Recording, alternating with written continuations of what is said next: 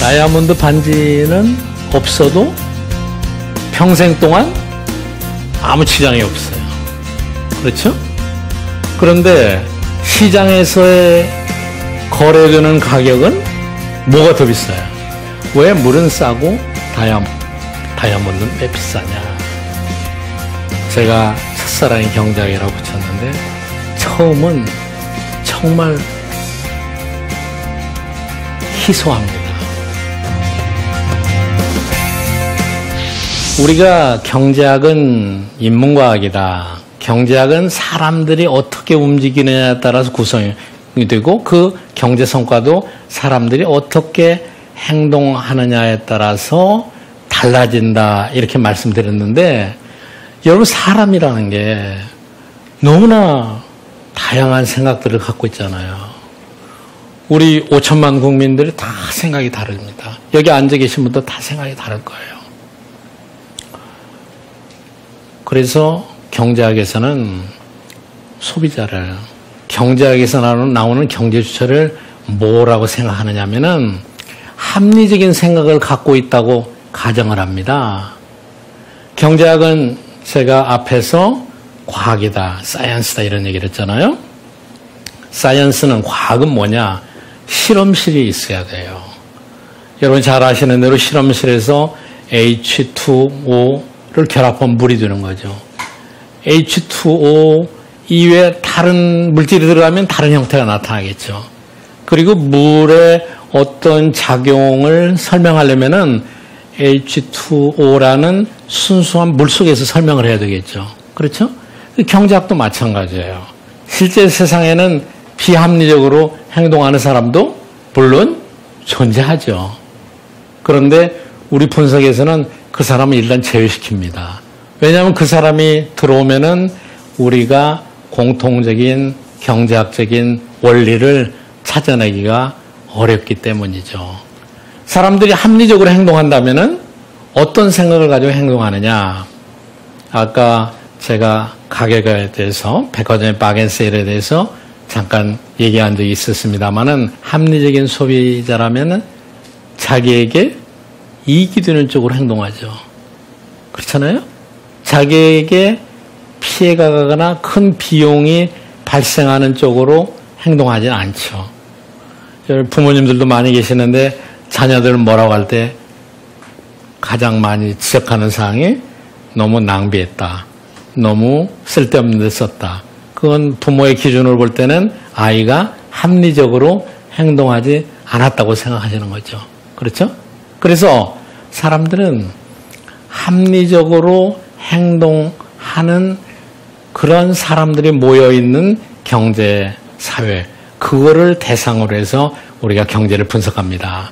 경제학은 사회 현상을 분석하는 것이지만 가정을 통해서 어떤 전제를 통해서 실험실을 세팅하는 경우가 굉장히 많습니다. 그래서 어떤 경제 원론 교과서에 보면은 이런 유머가 나옵니다. 그 물리학자하고 그 경제학자하고 화학자하고 어디 배를 타고 나갔는데 태풍을 만나서 조난을 당했어요. 그래서 몇 끼니를 굶었는데 어떻게 하다 보니까 배 밑바탕에 있는 통조림을 발견했어요. 그런데 따는 도구가 없어요. 그래서 이제 세 학자가 논쟁이 붙었습니다. 이걸 어떻게 따느냐. 그래서 물리학자는 어떤 도구를 이용해서 물리적인 압력을 가해서 따자. 화학자는 바닷물에 어떤 화학적 성분을 이용해서 이거를 따자. 경제학자는 그러지 말고 땄다고 가정을 하자. 이런 유머가 있습니다. 경제학은 여러분 어떤 가정을 항상 세팅을 해요. 여러분 그걸 꼭 기억하셔야 됩니다. 예를 들어서 어떤 분은 이런 얘기를 해요. 우리가 경제 성장률을 전망하는 기관이 많아요. 그렇죠? 매년 연초가 되면 전망을 해요. 근데 조금 지나면은 어때요? 그게 맞는 경우보다 틀리는 경우가 많죠. 제가 볼 때는 틀리는 게 너무 당연해요. 왜냐하면은 경제 성장이나 경제 미래를 전망할 때는 앞으로 5개월, 6개월 뒤에 어떠어떠한 일들이 이렇게 일어나리라고 가정을 하고 하는 겁니다. 그렇죠?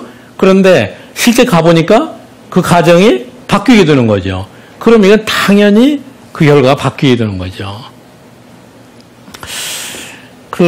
어떤 경우에는 경제 현상을 도저히 이해 못하는 그런 어처구니 없는 일이 있어요. 예를 들자면은 요즘 여름 날씨인데 굉장히 덥죠.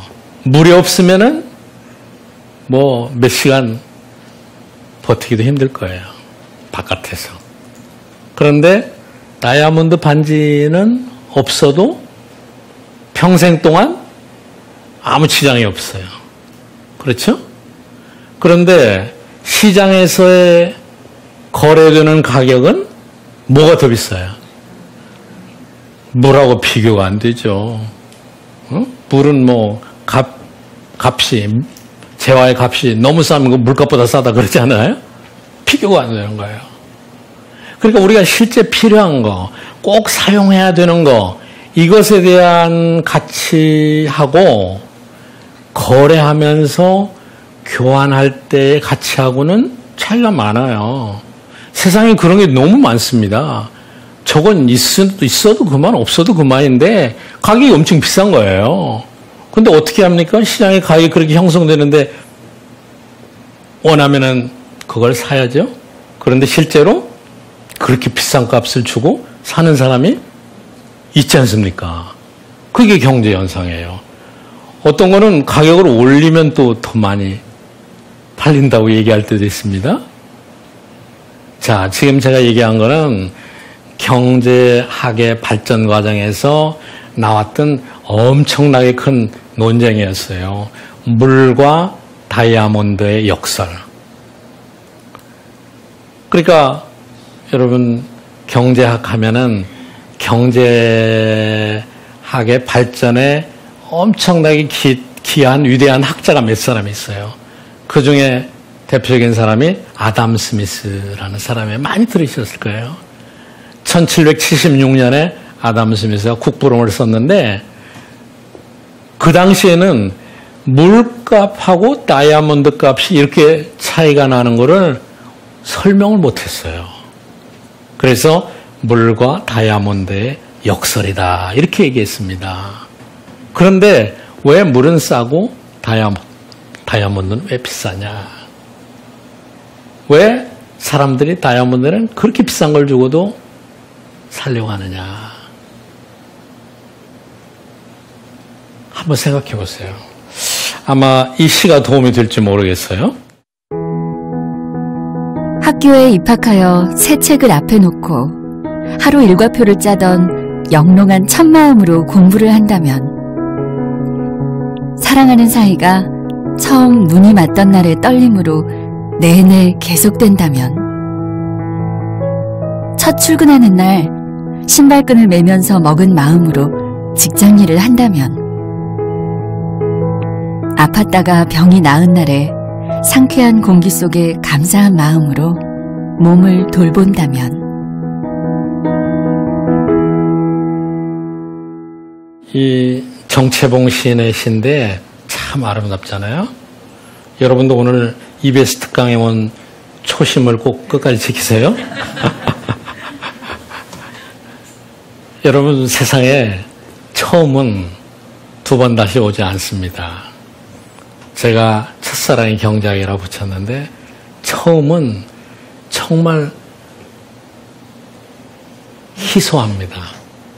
왜냐하면 딱 한 번밖에 존재하지 않기 때문에. 그렇죠?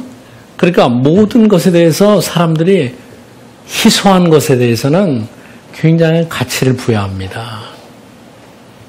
그런데 여기 첫 마음에 나오는 것처럼 뭐 학교에 입학해서 새 책 처음 받았을 때, 첫사랑 할 때 손만 잡아도 떨리잖아요. 그 다음에 여러 가지 처음 경험, 처음은 반복되지 않습니다. 처음은 희소한 거예요. 다이아몬드는 희소하기 때문에 비싼 겁니다. 아무리 사용 가치가 적어도 희소한 것에 대해서는 사람들이 굉장히 경험하고 싶어요. 희소한 것에 대해서는 많은 가치를 부여하게 됩니다. 자, 소비자의 입장에서 볼 때는 여러분이 어떤 재화를 사거나 소유하거나 하면서 느끼는 만족도, 쾌감, 기쁨 이런 게 있습니다. 그런데 오늘 여러분 경제학 용어를 몇 개 많이 기억하셔야 되는데 기회비용 제가 얘기했고요. 그 다음에 희소성 얘기했고요. 또 중요한 것 중에 하나가 효용이라는 거예요. 효용. 효용은 사람들이 어떤 재화를 소비하면서 느끼게 되는 만족, 기쁨의 정도예요. 그럼 이제 제가 앞에 말씀드린 경제학적인 용어를 붙여가지고 설명하면은 사람들은 희소한 것에 대해서 엄청 큰 효용을 느끼는 거예요. 그러니까 그만큼 돈을 지불할 용의가 생기는 거예요. 그렇습니다. 그런데 하나를 더 붙이면은 효용 중에서 여러 가지가 있어요. 효용은 예를 들어서 아이스크림을 처음 먹었을 때, 또 아이스크림을 두 번째 먹었을 때 어느 게 더 효용이 크겠습니까? 처음 먹었을 때는 크죠. 역시 여러분 경제학 공부 오실만 하시네요. 자, 그러면 여러분 간단한 산수 한번 생각해 보세요. 아이스크림을 처음 먹었을 때 느끼는 효용을 열이라고 생각해 보세요. 두 번째 먹었을 때 느끼는 효용을 한 7이라고 생각해 보세요.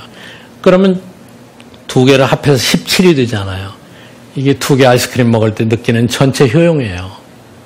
그런데 한 개 효용이라는 것은 하나를 더 먹었을 때 추가로 생기는 거예요. 처음 먹었을 때 한 개 효용은 당연히 10이 되죠. 두 번째 먹었을 때 효용은 얼마가 됩니까? 전체는 17이지만 늘어난 거는 7이 되죠. 그렇죠? 그렇죠? 그렇게 한 개 효용은 17, 그리고 세 번째를 먹으면은 자꾸 떨어지겠죠. 아까 여기서 나왔잖아요. 천마음. 그래서 그 한계용이 큰 것, 한계용이 큰 것에 대해서는 사람들이 지불할 용의가 크게 되고, 한계용이 큰 것은 뭐가 한계용이 크냐?